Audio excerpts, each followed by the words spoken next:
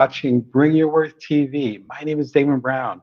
I'm an entrepreneurial coach helping you as a side hustler, a solopreneur, otherwise a non-traditional entrepreneur. You're watching Bring Your Worth TV, coming to you live Wednesdays at 1:11 p.m. Pacific Standard Time, Vegas time. It is hot here over in Vegas. If you're on the West Coast, you already know what the deal is. We're about to touch 100 today. It is amazing. So if you see me sweating, that's what's happening. You can subscribe to Bring Your Worth TV for free on the platform you're watching right now, whether it's YouTube over at Bring Your Worth TV, or you can go ahead and subscribe on Twitch or catch the classic episodes, Tongue Twister, over on Spotify. You can also get my latest book, The Complete Bring Your Worth Collection, containing my best selling books, The Ultimate Bite Size Entrepreneur, which started this whole journey about 10 years ago, as well as Bring Your Worth, which of course is the name of the eponymous, as they show say, the eponymous name of this channel, and my publishing company, as well as Build From Now, my personal favorite, How to Know Your Power, know your power, see your impact, and nourish the world. Man, I am tongue-tied today again. Must be the 100-degree weather. Starting to fry my brain. Think I need a haircut. Need to go back to my baldy. Here's the book. All the links are below. And if you're abroad or if you're not able to go out and grab the book right now, believe it or not, the book is available on all your favorite audiobook platforms as well as all your favorite bookstores, including damonbrown.net. But if you're not able to get it right now, or if you want a sneak peek, I have the whole thing available for you right there. Watch it now, listen to it now at bringyourworth.tv. You're only going to see this here. So one of the advantages of having your own publishing company is that you can do what you want with your content. If you want more of how you can do that and also understand how I established myself that way, tune in, subscribe, check it out. I'm here almost every Wednesday live, just hanging out with y'all. This is episode 427, I believe, 428. Holy moly. So we've been hanging out for a little while for the past 5 or so years. I appreciate y'all. Really, really do. In case you missed it, this past weekend, we talked about entrepreneurship after a full-time job, what you need to know, where it's kind of a best of episode where I talk about the difference between a freelancer, which I've been for years, and an entrepreneur, kind of difference between work for somebody else's business as a freelancer versus building your own business as a startup person or as a small business owner. Two very different subjects, but sometimes we don't know that. I got into this in this video, as well as when it's time to leave your job, your 9 to 5 or what have you, as well as what you need to turn a side hustle into a full-time position. Shout out to Jenny Blake and other folks whose content contributed to it. But I think it's about a half an hour episode, something like that. But it was last Sunday. Be sure and check it out. Currently, as we speak, as a thumbnail that harkens back to the classic movie from about, oh my gosh, 20 years ago, called 300, about the Spartans. You can imagine what the thumbnail looks like. So the thumbnail might change in the future, but enjoy it while you can. You can't miss that one. Today's show, ah, the end of a series. Get your business acquired. Live Q&A 4 of 4. So for the past 4 weeks, if you're hanging out with me live, the month of May, every week this month, we've been talking about different levels of your business. All the episodes are available right now. This is the last episode of that. Isn't that beautiful that we've made this journey together? It's from working on the concept of your business, getting your storefront and your website and other things together. Hopefully you have a website and a storefront if you're starting a business, digitally and otherwise, to actually making your product, whether it's a digital product or a physical product, to working on actually getting paid. We call it e-commerce, whether it's point of sale, where you're doing it in person. We call it hand-to-hand in my business, or you're doing it digitally, virtually. We talked about that in episode 3.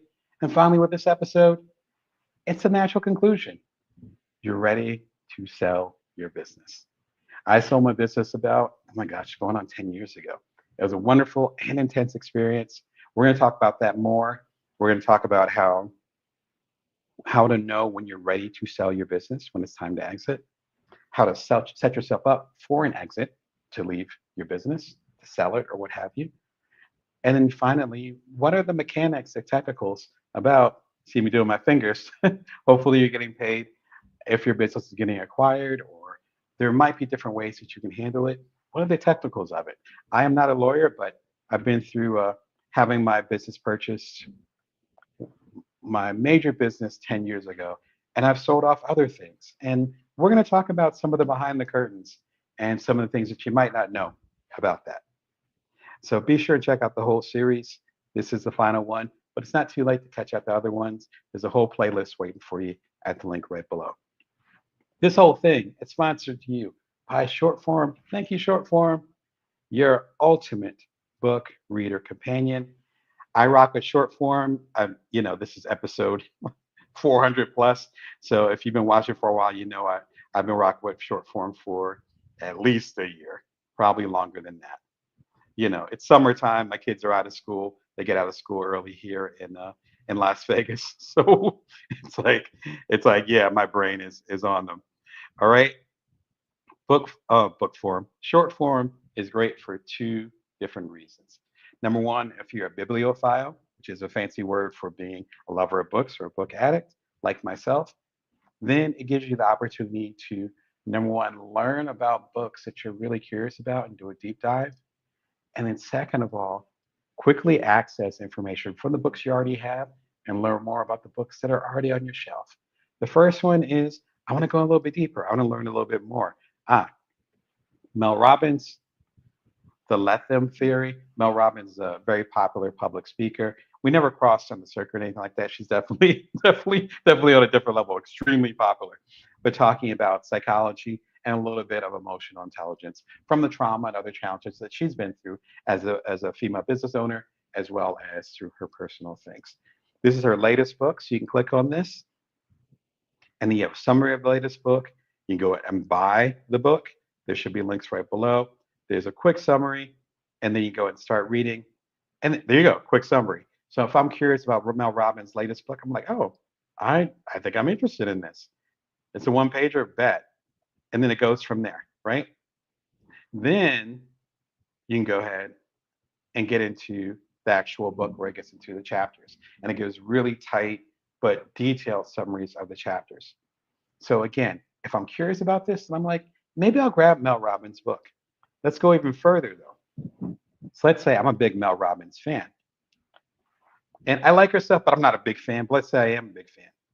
Then the 5 second rule, which is how I heard about her, probably if you've heard of her, it was with that. It was a breakthrough bestseller probably about 15 years ago, around the time I started writing business books, right? So you got that. But not only that, oh my gosh, she has a podcast. I see you, Mel. She has 200 episodes. Wait a second.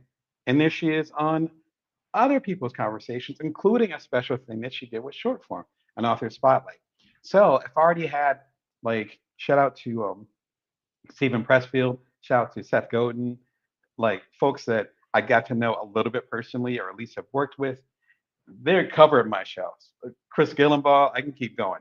They're all over my shelves. There's only a little bit of my bookshelf. If I'm like, I want to go deeper into what Stephen Pressfield recently did, I can type it in, and then suddenly there's this whole network of things beyond just the books I have on my shelf.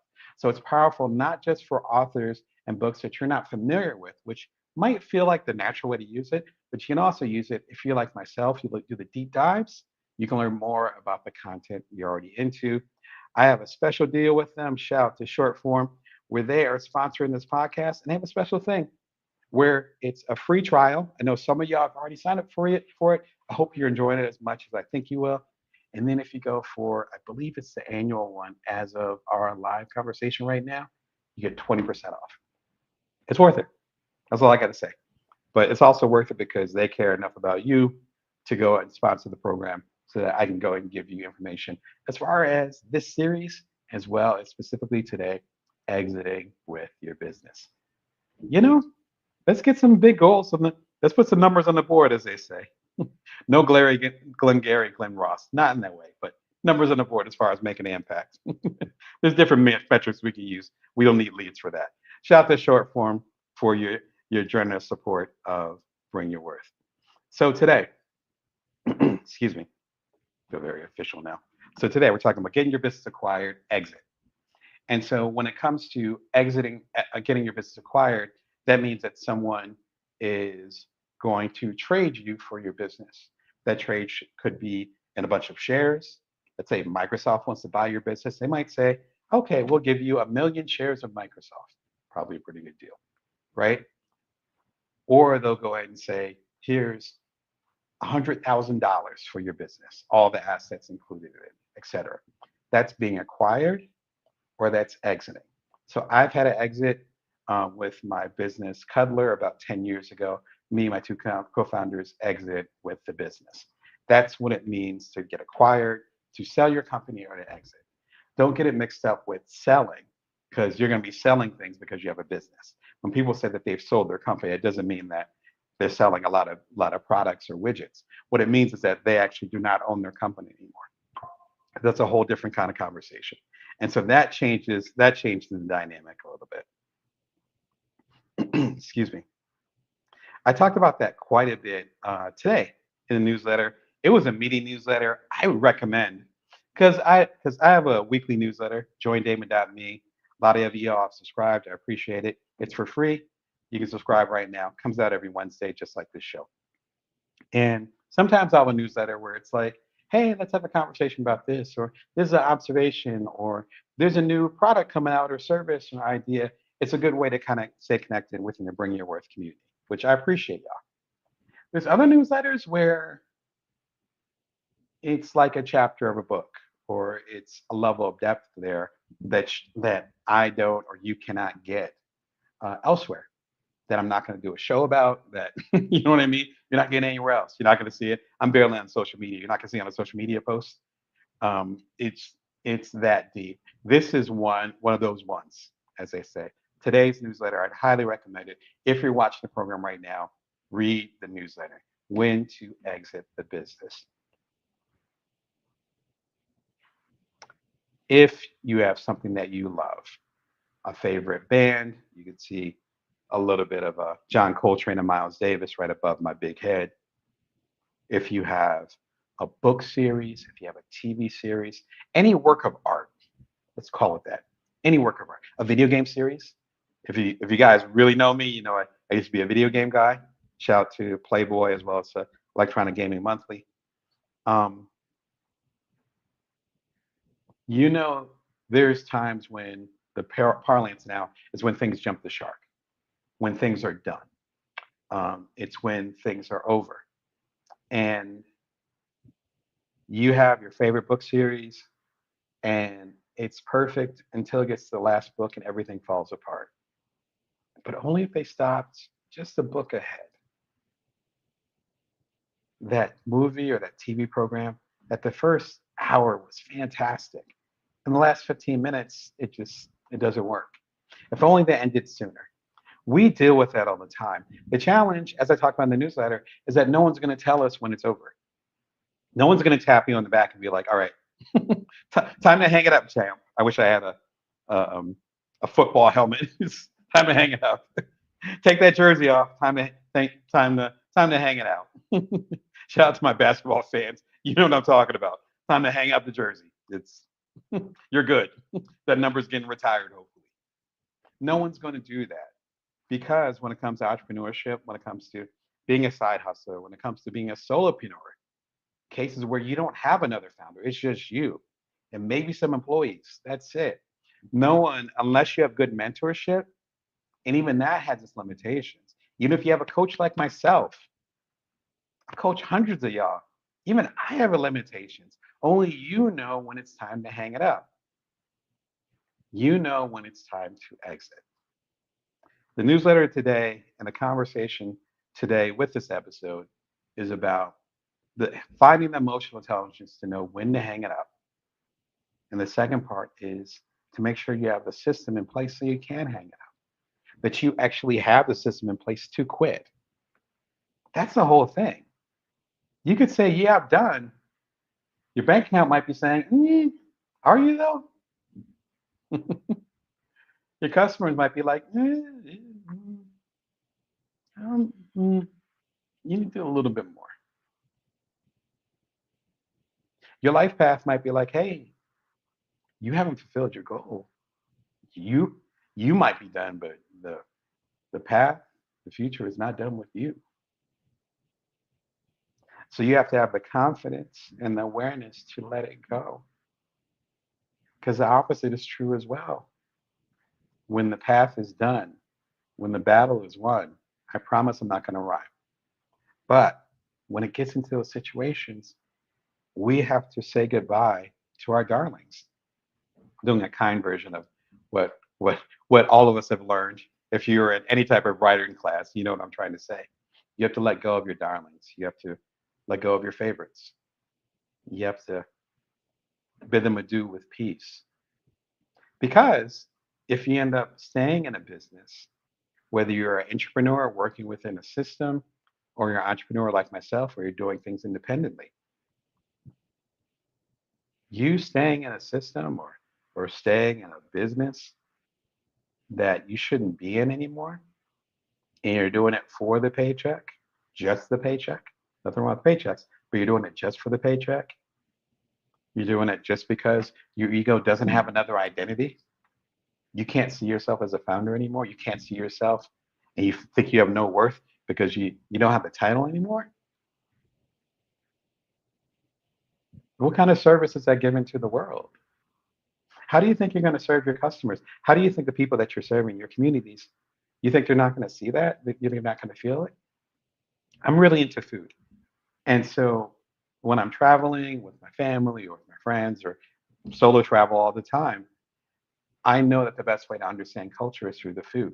And there's so many things where I'll hear a review or I'll ask a local recommendations for food, and they'll be like, "Oh yeah, go to this place."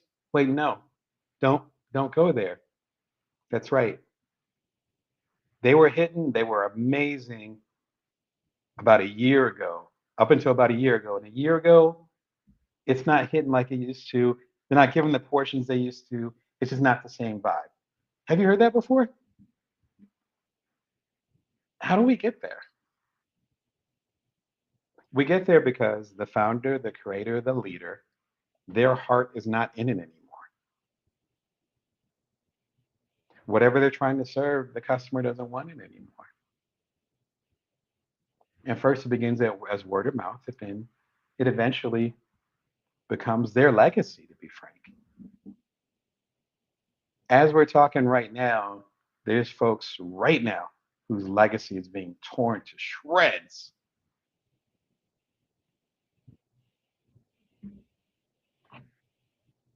Your legacy, your impact on your customers is not forever, unless you know when to get out of the game, when to stop, when to exit the business. I used to be a full time journalist, full time freelancer. So if you Google my name, you'll see my name all over with newspapers and magazines, some of them that don't exist anymore. Rest in peace to them. We had fun while it lasted. And I knew probably about, probably right before my second son was born, so about 9, 10 years ago, that what I'm doing now with y'all was what I was supposed to be doing. I saw it, I felt it. I couldn't see all the details, but I knew that me being a full-time freelance journalist, after doing it for umpteen years, getting 2 degrees in journalism, it wasn't quite my path anymore. I had fulfilled what I was supposed to fulfill.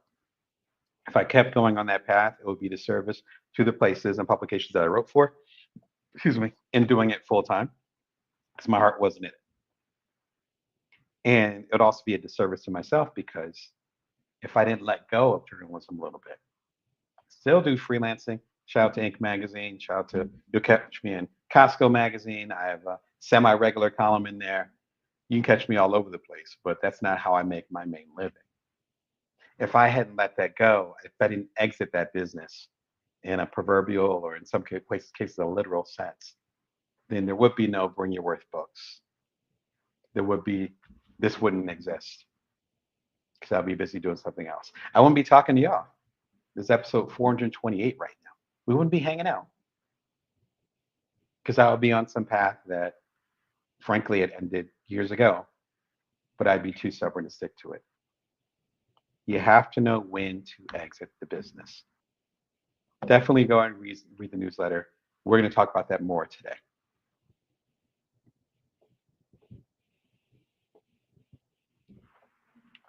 When you're talking about selling your business and it's exiting, how do you know when it's time to go? We just touched on this, but we can go a little bit deeper. There's three ways to know it's time for your business to wrap up. One is that you are done, you're done. You're like, I'm done with this. Number two is that the community is done. We don't need it anymore. Thank you. And number three, which all these can be true at the same time, the community or the job itself is done. Mission accomplished. It is complete. So number one, you're done. Number two, the community's done. They don't need any more.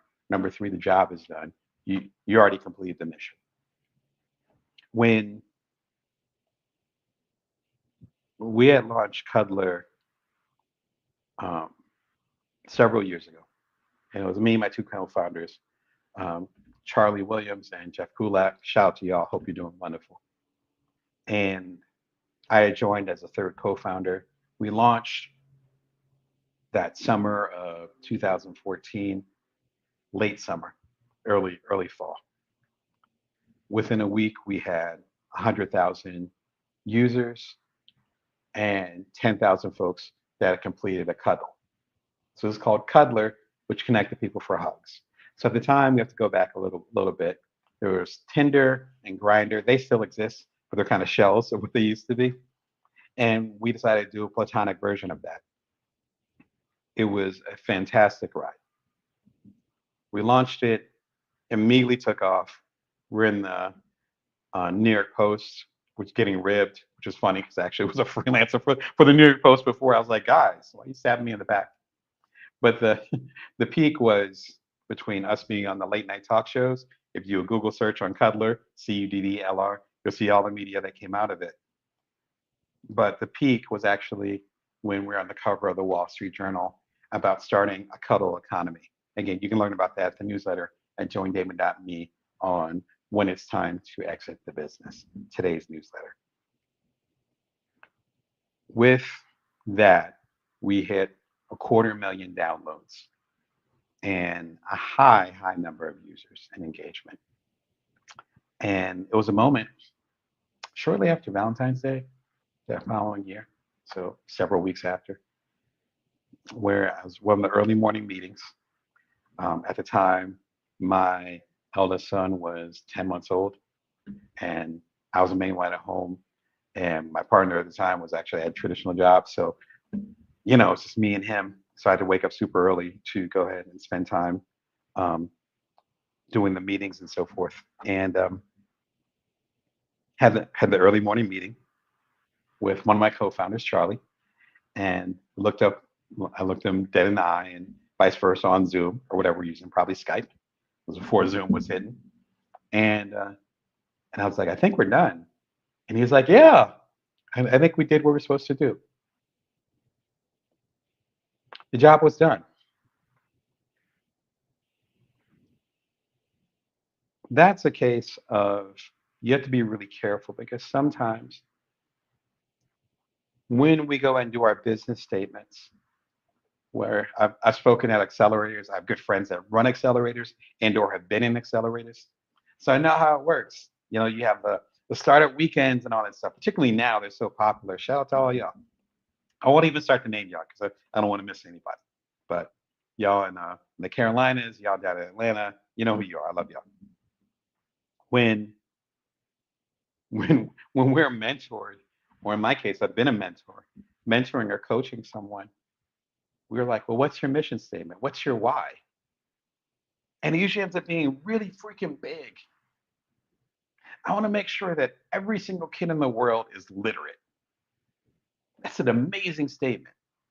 Again, I got 2 degrees in journalism. I would back that, maybe financially, but I would certainly support it. Fantastic. So then what happens when every single child in the world, as far as you know, within your scope, can actually read? one of two things happens. Either you pivot to a bigger cost, or it's time to wrap it up. Mission accomplished. I really recently saw the one of the founders, if not the founder of Girls Who Code. I saw her speak at TED several years ago. Amazing speaker, and of course, she's spoken up about equity at home, which I definitely respect as a stay-at-home dad. It's like, let's talk about it. As far as valuing the emotional labor that goes into people who are launching businesses like myself and doing all these things, and also taking care of the home front. Anyway, she was quoted recently as saying, "Yes, I launched Girls Who Code, but I realized that boys need to code too.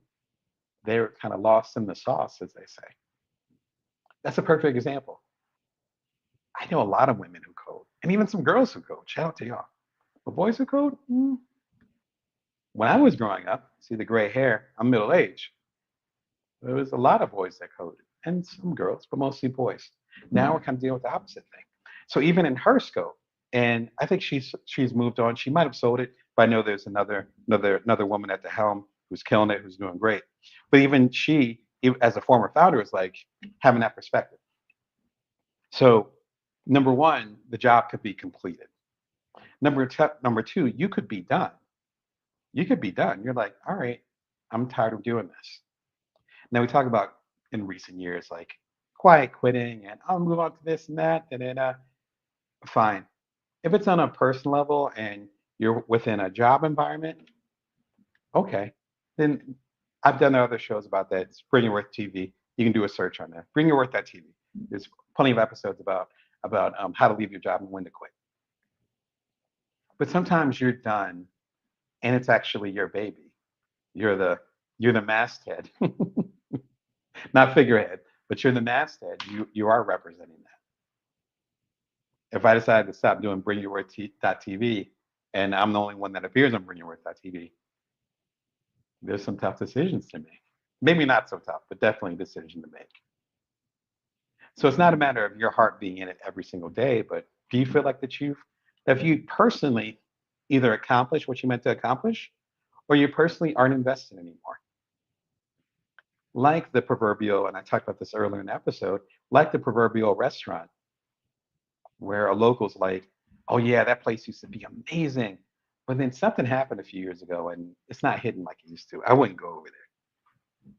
So if your heart's not in it or you don't want to do it anymore, as customers, as community, we're going to figure it out. And that finally leads to number three. The community is done. They don't need it anymore. If your main objective or whatever you're creating doesn't fulfill a need in the community anymore, maybe because you were so successful, so be it. A simple example would be back, I don't have my phone with me, but back when the smartphones first launched, the iPhone and other ones, there was no flashlight feature. There was no light, right?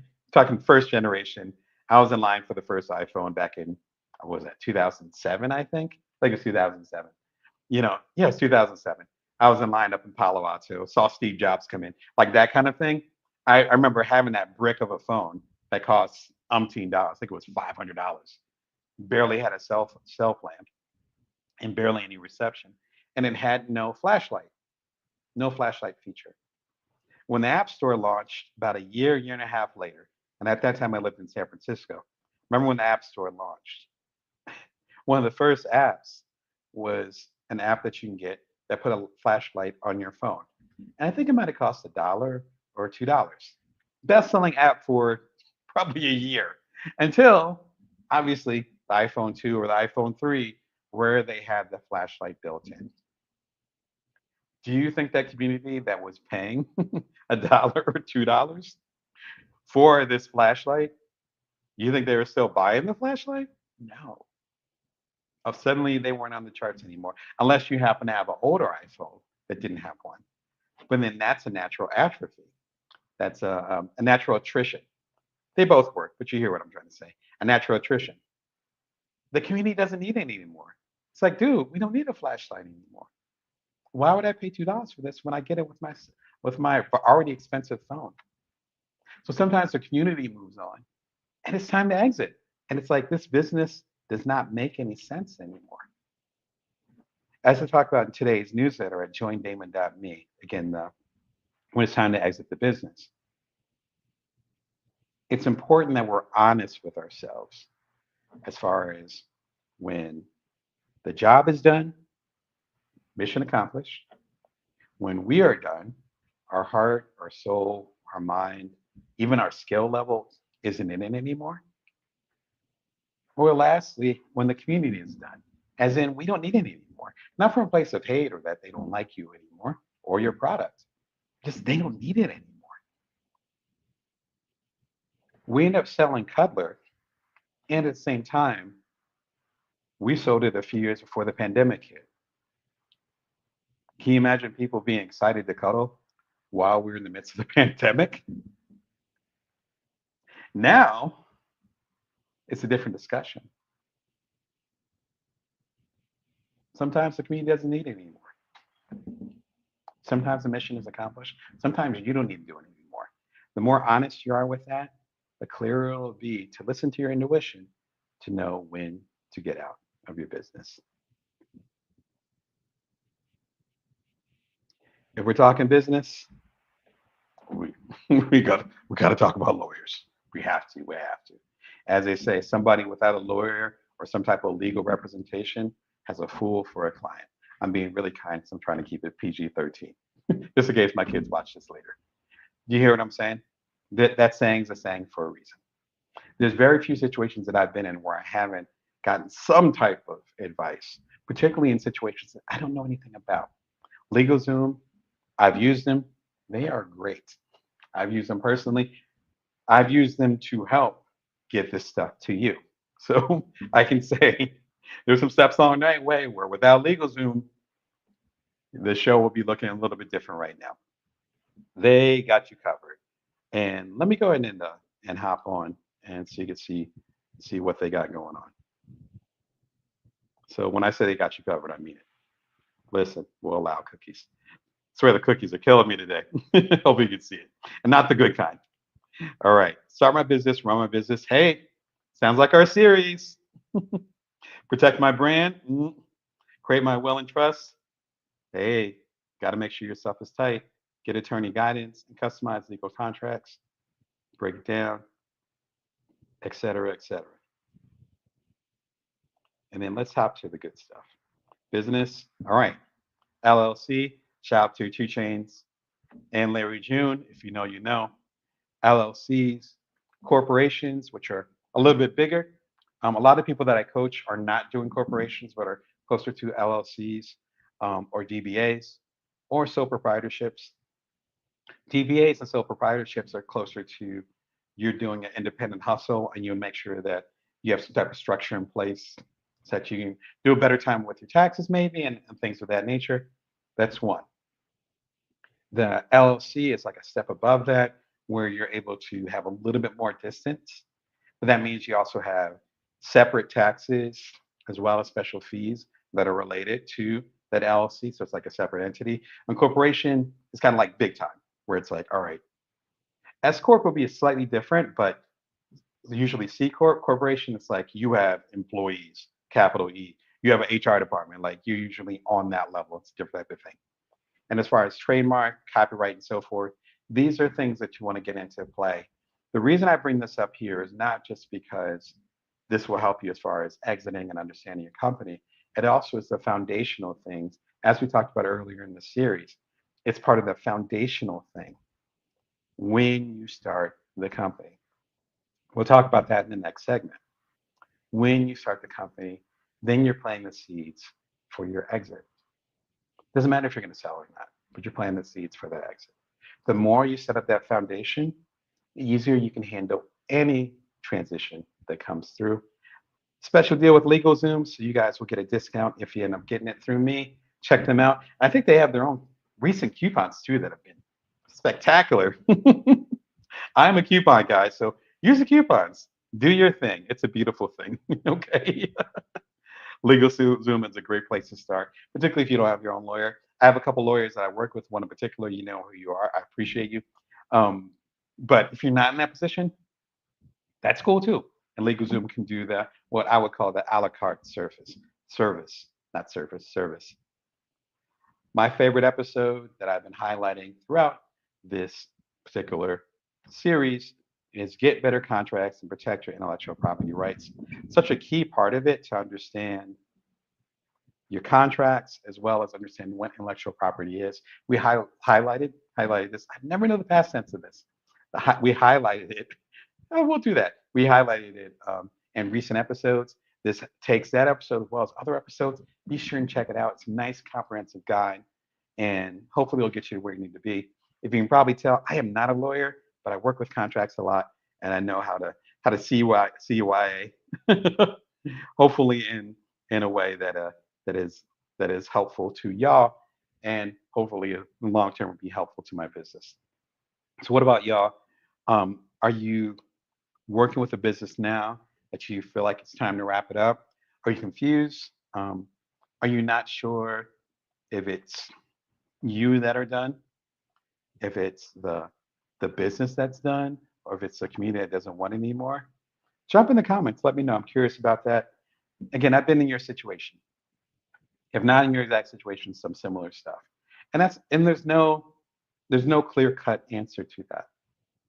My biggest concern is to make sure that your timing is right, because your timing as far as when you exit could be the difference between getting a little bit of money for your company or getting a lot of money for your company. Again, with Cutler, if we had went ahead and kept doing the business, once the pandemic hit, which was only a few years after we were at our peak, if the pandemic hit, Cutler would have a very different story before it was acquired from another company. So something to think about for sure. I'm entrepreneurial coach Damon Brown, here to help you as a side hustler, solopreneur, otherwise a non-traditional entrepreneur. You're watching Bring Your Worth TV, Wednesdays, 1:11 p.m. Pacific Standard Time, Vegas time. You can subscribe for free.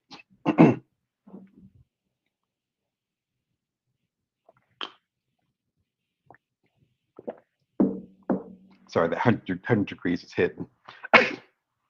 Excuse me. It's like, whoo.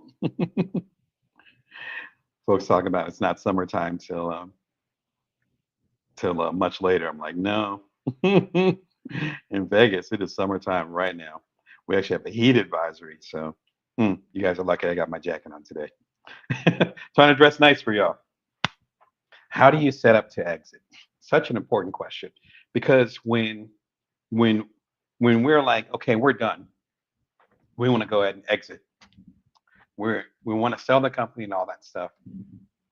Sometimes we don't have the foundation in place to do so. And there's a process to that. It's important to know what your situation is and what you want out of that exit. There's basically two different types of situations when it comes to having a startup or a small business and wanting to sell it.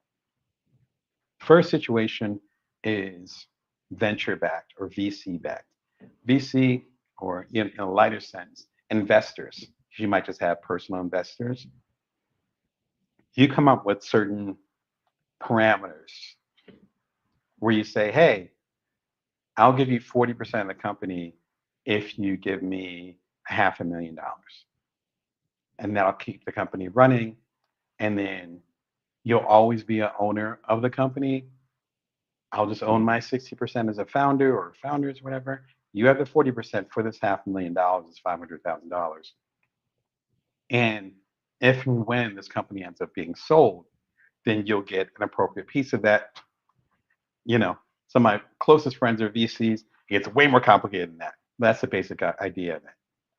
The VC and or investors will say, okay, we'll go ahead and we'll take 40% of it, but with the expectation that within the next 5 years or the next 10 years, you are going to sell the company.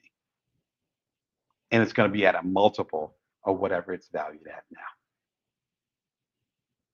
So to do some quick and dirty napkin math, if you go and say, all right, I'm going to go and give you 40% of the company for $500,000. That means that 10% of the company would be worth now $125,000, because that divides into the 40%. which means 100% of the company would be worth $1.25 million.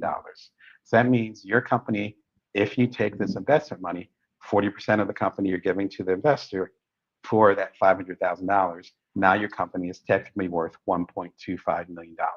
That's what a valuation is. Not a valuation like the E, but just the V, valuation. So when they say, oh, okay, this company got a new investment round and now they're worth $6 billion, that's because the investments and how much of a percentage the investors got, if you do the basic napkin math on it, it adds up to the whole thing, the 100%, because they sold this 30% for this amount. That must mean basic math, this 100,000, I'm sorry, this 100% must equal $6 billion. The same thing happens to your company. So that's one situation where it's VC funded. So your opportunity to exit may not be up to you. And in fact, you might have the pressure to exit because essentially when they're giving you this proverbial $500,000, they're basically saying, bet, here's a $500,000.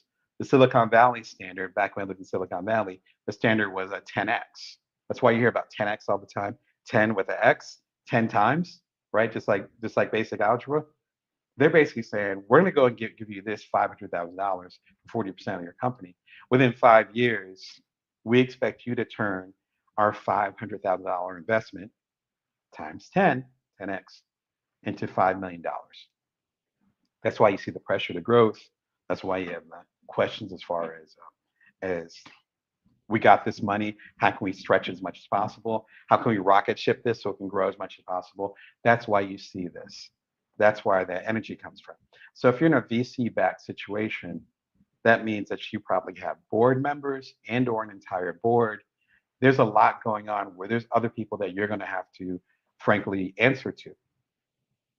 And if it's a certain situation where you're a VC or investment backed and the language is in a certain way, they can technically fire you as a founder and install another founder slash CEO.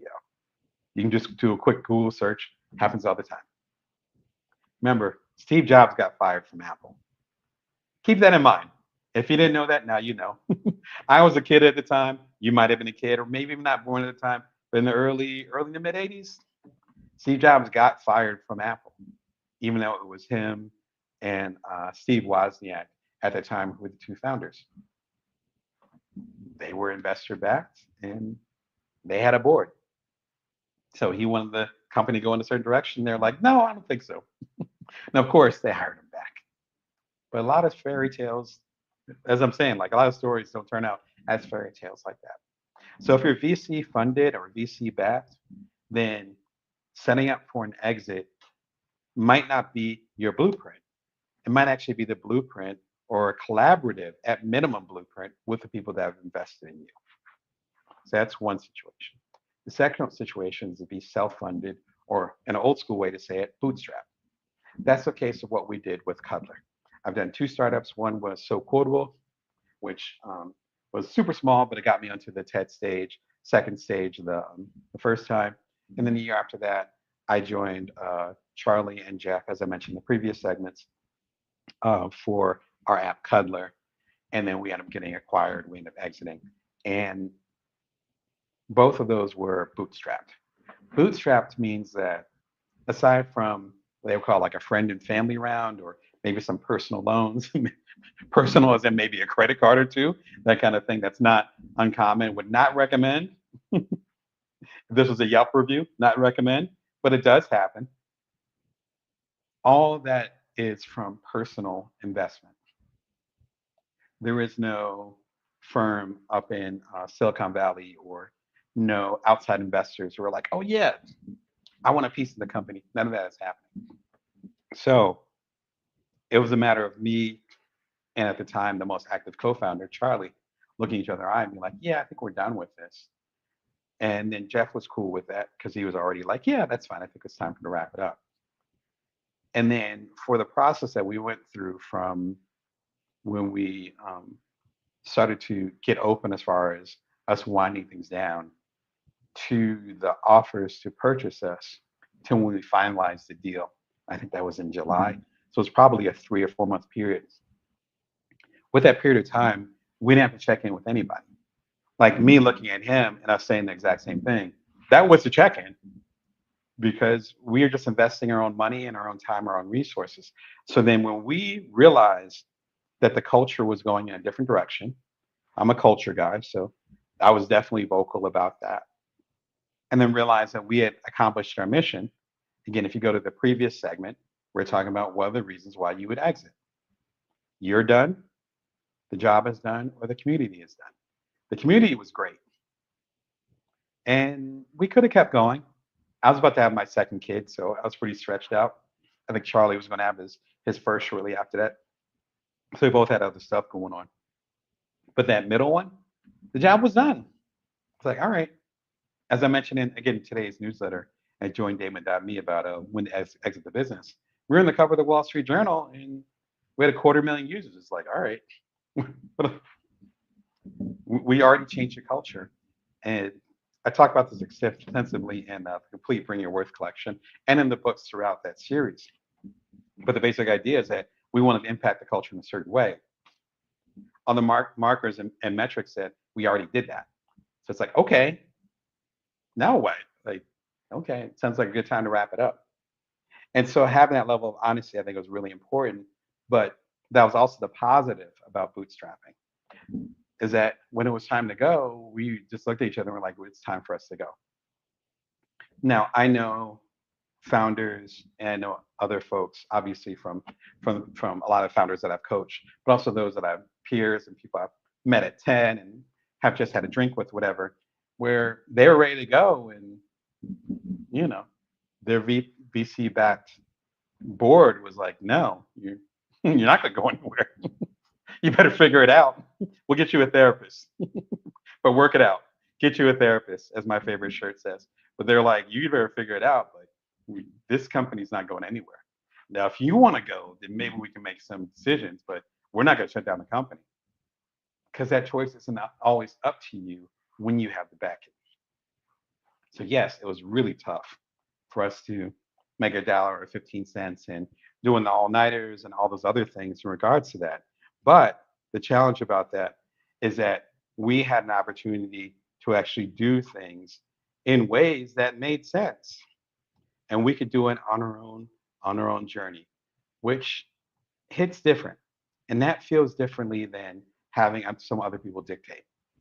So it's kind of trade-off you have to make as you're building your company, and as we go through this series, as we kind of wrap this discussion up, then it becomes, do I want to have bigger funding, outside funding, so I can do more faster and maybe even have some good support, some good insights? Or do I want to do it on my own and then be able to have the level of independence so that when I feel like it's done or when my team feels like it's done, we can pivot and be agile, as they say, whenever we want to be? That's a choice. And that's something that we have to figure out as individuals and if that makes sense. There's no clear cut answer. Both of my startups, including the one that was acquired, were bootstrapped. That fit my personality at the time. There might be startups in the future. I would not be shocked. I'm older, but I'm not that much older. So I can still see that happening. And maybe the next time it does end up being VC backed. It's equivalent of, I have this book is published independently, but I have more than a dozen books that are published with Penguin, which is a subsidiary of Random House, with Hachette. I'm forgetting folks, but shout out to all of y'all. You guys have been wonderful editors. So I know what it's like to be backed in that way and to do it independently. They're two different animals. So it depends on your personality and what your intention is. That's going to affect when you can exit the business.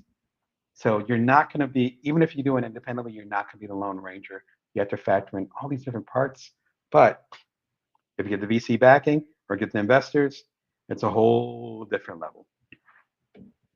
As you set up your foundation for your exit, which you should be doing at the very beginning, it all comes down again to contracts and discussions. Set up good partnerships. You can't see it by my big head, but I've done about 27 books. I'd say about a third of those, let's say 10.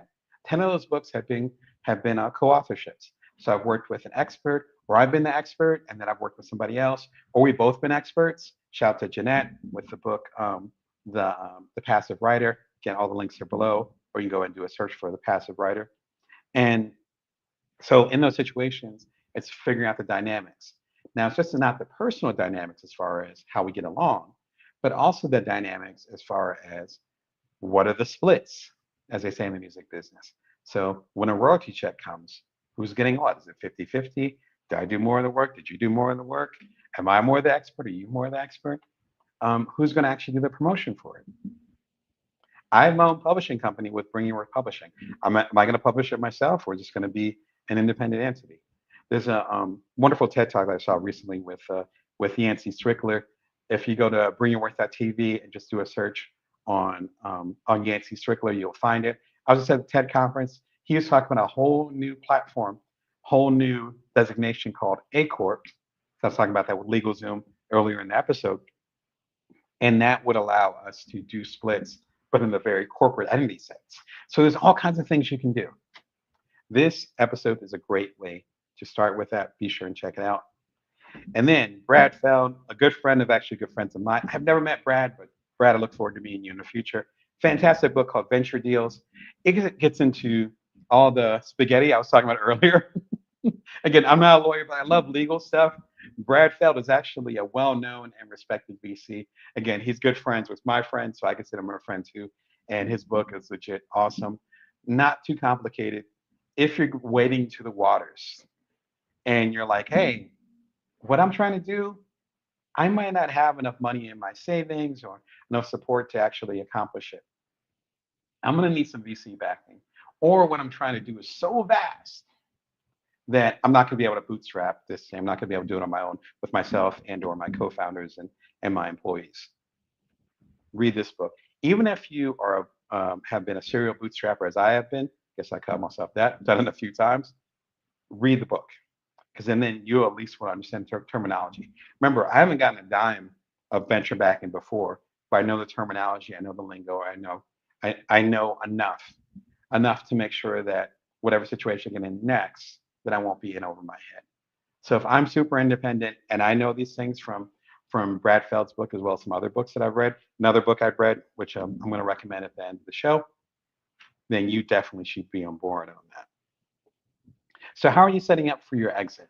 That doesn't mean that you're ready to leave your business or sell your business right now. I know some of y'all that are watching actually are, but it doesn't mean that you necessarily are ready to sell your business or get acquired, exit, all those different terminologies. But how are you setting up the framework for that?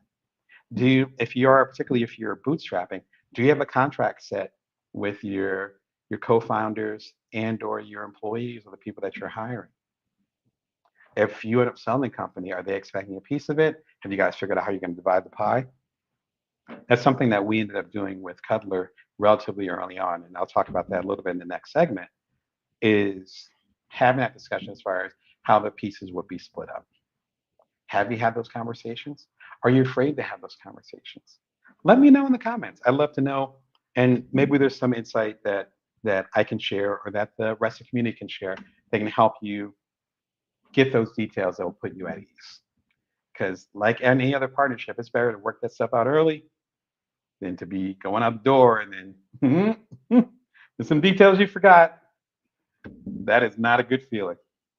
I'm entrepreneurial coach Damon Brown here to help you as a side hustler, solopreneur, otherwise a non-traditional entrepreneur. You're watching Bring Your Worth TV live on Wednesdays at 1:11 p.m. Pacific Standard Time, Vegas time. You can subscribe for free. You can also catch my latest book, The Complete Bring Your Worth Collection, out at all good bookstores. Bookstores that carry fine books. However they used to say back in the day. That's true too. You go to DamonBrown.net as well, get a signed copy, as well as the Bring Your Worth mug.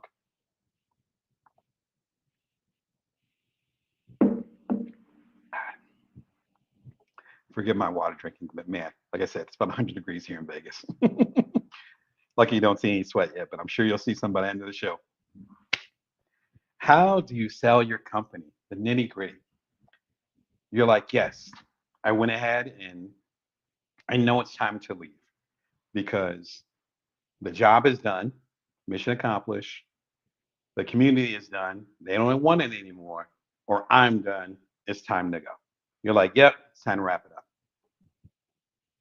You actually have to understand how you set up the infrastructure for your company. Again, as we talked about in the previous segment, whether it's VC backed from other people, and then you have other people like your board members to address with it, or as I've done, it's bootstrapped and it's just you and your team or your co-founders or just you talking to yourself.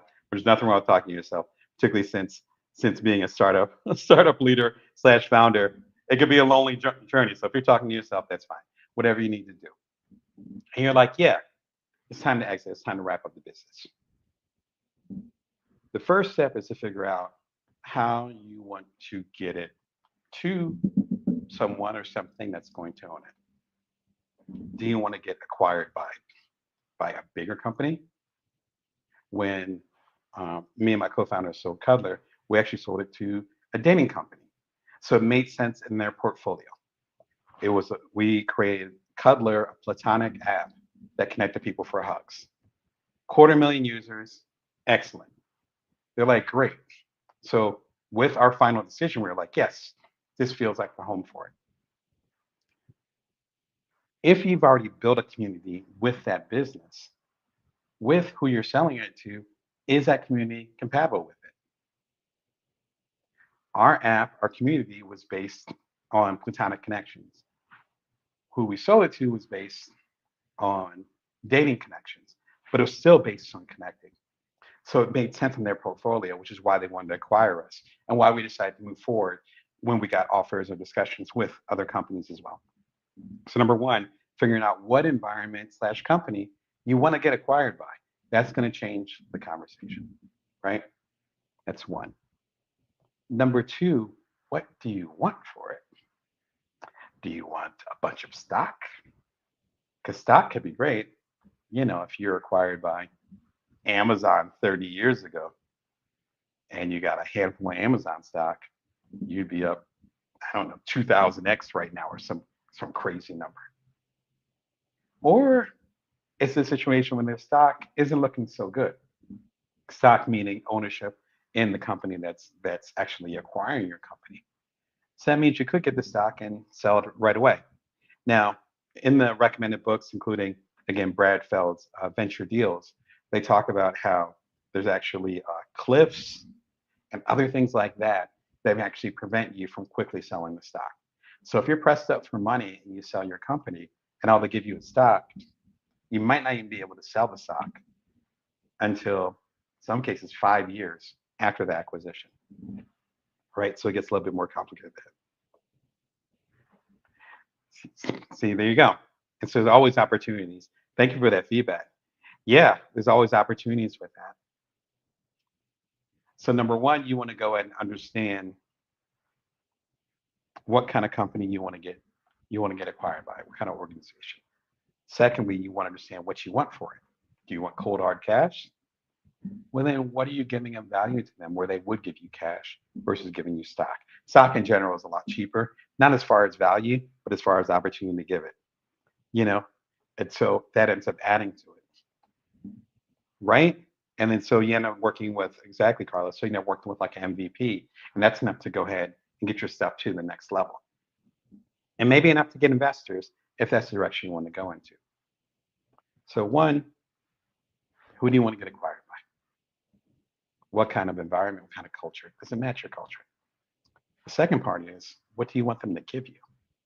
Because they're going to give you something, right? They're not going to give you a lollipop, right? So you want something as far as trade-off for based on what you've invested into it. Excuse me. Sometimes financially, sometimes and oftentimes the blood, sweat, and tears.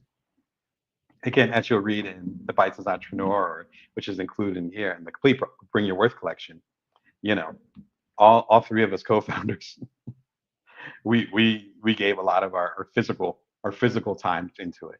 Not because it was a hugging app, not in that way, but more from the standpoint of doing the late nights, or in my case, the very early mornings, waking up at 3:15 in the morning, and then taking care of my kid all day, and then still leading this app. Like, it was a lot of things that we had to put into account when we were looking at the offers that were available for us. That's number two. Number three, how are y'all going to actually break it down? When we had a conversation with, as co-founders, particularly with Charlie and I, as co-founders, and we hit 100,000 downloads slash users and 10,000 completed cuddles within the first week. And I think that happened around my birthday. So my birthday is in late September. So it was around my birthday that happened. And then I think by Halloween, I was like, all right, we got to have this conversation. And I talked to a couple friends, you know who you are. And I was like, hey, I think I need to have this conversation. They're like, yeah, you're right. And I was like, this stuff's about to blow up. Let's figure out percentages just to be on the safe side. Not saying we're going to sell the business. Remember, this is October. We didn't sell the business until nearly a year later. We didn't sell the business till like the following August. But I was like, just in case. And all three of us had this spirited conversation and a lot of back and forth. It was friendly, but we definitely we shared numbers and we were on two different sides of the scale, and we ended up being somewhere in the middle where everybody was fairly satisfied. And then who knew? Within 9 months, it's like, great, you guys got acquired because we had agency representation. So again, back to the lawyers. We had agency representation. They're like, okay, great. We took our little cut for representing y'all. All right, what are your bank accounts? And then within a day, it's like it hit our bank accounts, right? In my case, my credit union account. I was like, oh, okay. And that was it. Imagine how contentious, how hard that would be. And we had a modest acquisition. Somebody, was it Salesforce? Breaking news. I was just reading Salesforce just acquired a company. I think they acquired the company for $8 billion. I just saw the headline. I was, just going through my news today. $8 billion. 8 billion. Okay, I'm gonna be this honest. We didn't get 8 billion for Qatar. I can share that much, right? I'm on NDAs, and so I'm gonna relax. But do you know what I'm saying? Imagine how contentious that would be. 1 percentage point would be what? 1 percentage point would be what? $10 million. Yeah, 1 percentage point is $10 million. So imagine people arguing about percentage points.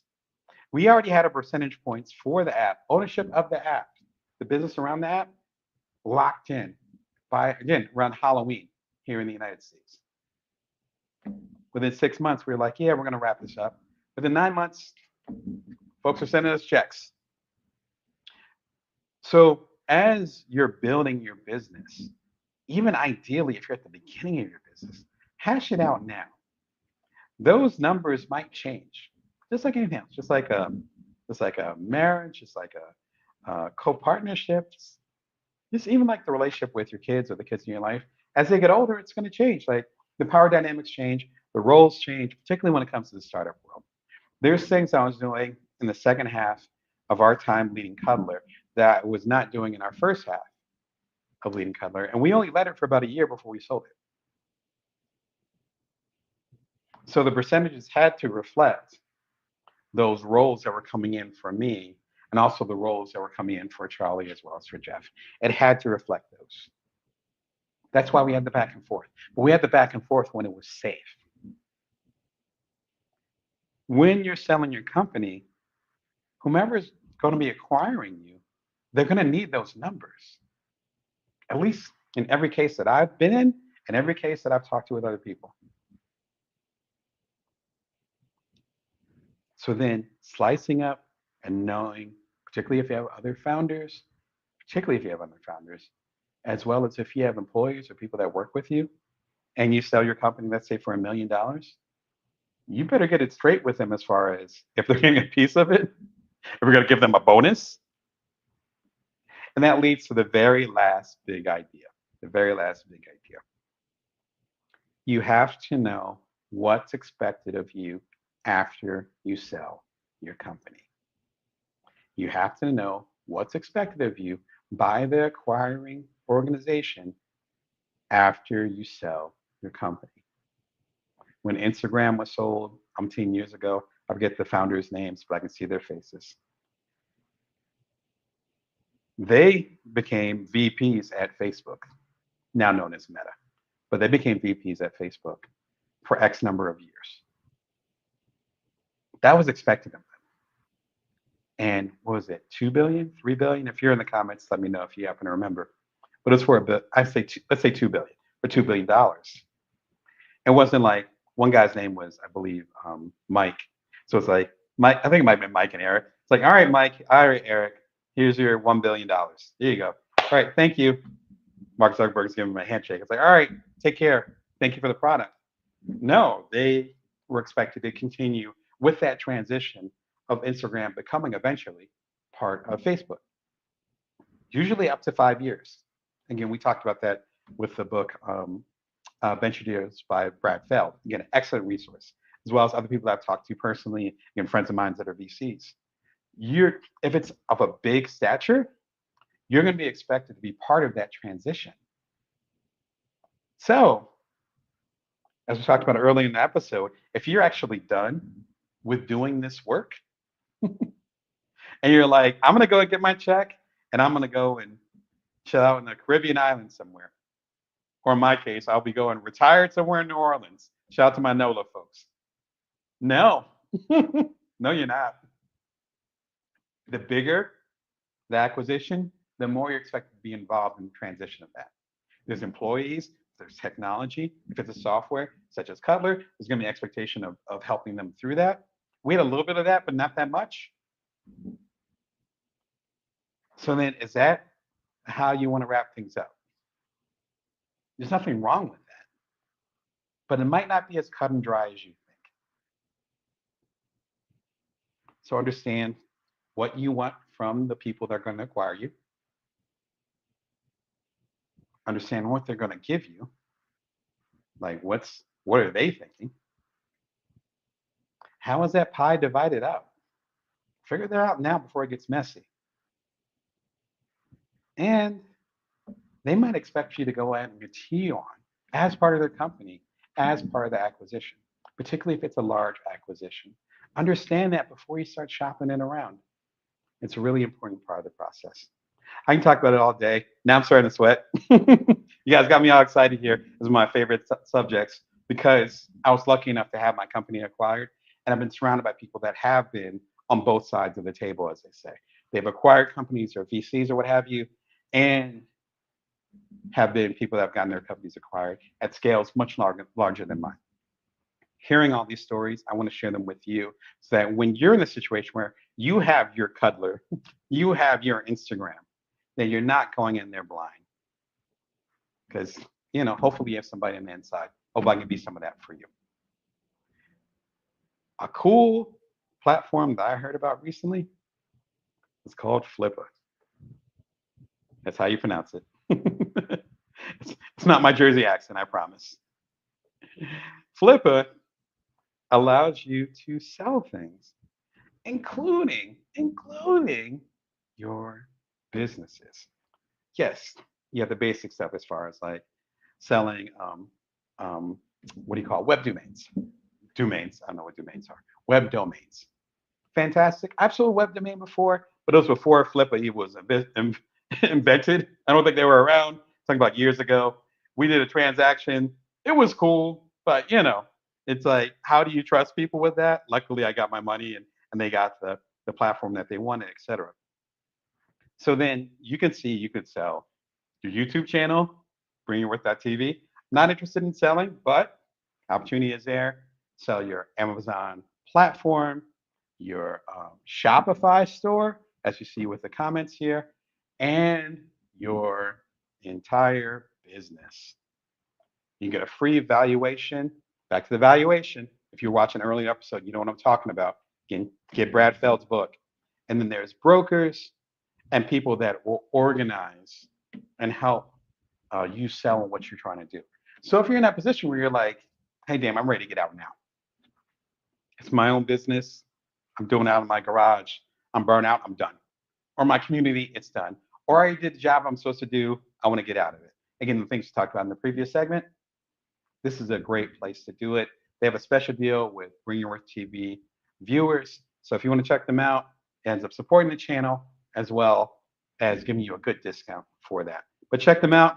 Again, I just heard about them earlier this year. Frankly, for some of the stuff I was doing, man, 10, 15 years ago, it was like the wild, wild west. I'm glad platforms like Flippa actually exist. So shout out to them. One of my favorite books of all time, Value-Based Fees. I would show it to you, but I have it in digital form. And I'm gonna be frank, for that digital copy, I spent $40 on it. A digital copy. Physical copy, I think actually might have been cheaper. But Alan Weiss knows the value of his work. Value-based fees means that we should be charging and or setting our our worth based on what we're contributing to the table. If I contribute, if the work that I'm doing with you adds $1 million to your bottom line, but I'm sitting here as a coach charging you $50 an hour, something's wrong. Either I'm not that good of a coach or I don't value my worth. But if I'm running a company and you're charging, again, $50 an hour, and you're going to add, I don't know, six figures to my bottom line, it doesn't add up. His fantastic book breaks down how you can connect what your actual worth is to your actual price. Excuse me, and all kinds of techniques in that. I think Alan is up in age. I want to say he's in his 70s, maybe 80s. He's an older gentleman. I can tell he's been around the block a lot. We've DM'd a couple times, so he knows that I love his work and I mention it a lot. And he sounds like a fantastic guy. He knows what the heck he's talking about.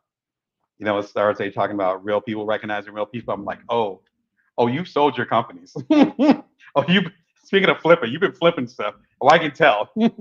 So I would trust Alan with what he has to say. And one last anecdote with this. It was highly recommended actually by my mother. I appreciate you, Mom. I grabbed the book when I was actually negotiating, let's just say a high ticket item, something I had never negotiated before, but the company was interested, organization I was working with, like almost like a consultant. And because I grabbed the book for $40, I think it was around the time a second kid was born. It wasn't like I was burning $40. They were burning $40 in diapers. But I burnt the $40 on it, read it all night, and then whatever proposal I had, I tore it up, virtually or otherwise, and I changed the price. And as you know, price went up. Word to Fat Joe. Yesterday's price, it's not today's price. They loved it. They understood it was worth it. And let's just say I got paid a multiple of what I would have been paid before. Changed the course of my career. There's two or three bends in my career where there was a mentor, in this case, a virtual mentor, such as a proverbial mentor, such as Alan Weiss. Another time where I had a mentor, you know who you are, where I had a conversation with them earlier in my career, and they're like, whatever you're thinking, you should be charging double that, maybe triple. And I was like, are you serious? They're like, yeah. And I did that. They're like, oh yeah, this sounds perfectly fair. I was like, oh my God, I don't understand my words. The reason why I recommend this book so much, you're like, Damon, it sounds like it's for freelancers, it's for da da da. You might be not understanding. The reason I recommend this is that everything is a negotiation. Everything. So I don't care if it's Microsoft or a small company or a private equity firm, which are getting a lot bigger and more prevalent nowadays as far as acquiring things. I don't care who it is. If you don't understand what your worth is, then they're not going to understand what their worth is. If they don't have the best intentions and or they're trying to get a good deal, then they'll be excited that you don't know what your worth is. Because then they'll be able to go and take whatever they want and give you pennies. I'm not recommending being paranoid about it. And the companies that I worked with, for the most part, have had good intentions. My point is that if you don't understand your worth, then nobody else will. That's what this is talking about. Again, this show is Bring Your Worth. So that's why I always mention Alan's book. Shout out to Alan. Love you. Hope you're doing fantastic and are in good health. And of course, the complete Bring Your Worth collection. This has my journey with Cuddler, with starting the books, with being on a couple of the TED stages, all the journeys in here. Be sure and check it out. And of course, if you want to listen to to the audio of it for free at bringingworth.tv. I have all the links below. What about y'all? Where are you as far as getting ready to sell your company? If you're getting ready to sell your company today, what kind of culture would you sell it to? What would you want for it? You don't have to give numbers, but would a bunch of stock be okay? Would it be, oh, hey, I just want to retire, or I just want to get my money back from what I put into it? Or are you looking like this being an exit event, as you say in Silicon Valley, whereas in this is life changing, and then your grandchildren are going to be fine? What are you expecting from the work that you're doing right now? I'm really curious about that. I love the work that I'm doing, so I have pieces that I think might make sense as far as acquisitions, but as far as the energy of it, I love hanging out with y'all. So yeah, but as I get older and as I think about things, it's important to have this conversation. This has been a fantastic series hanging out with y'all. Remember, the whole series is available right now. This is the last part of the series. So hard to say goodbye to yesterday. I'm not going to torture y'all with my karaoke voice. Today's show, Get Your Business Acquired, Exit. You can watch the entire series from the rooter to the tutor, as my folks say down south.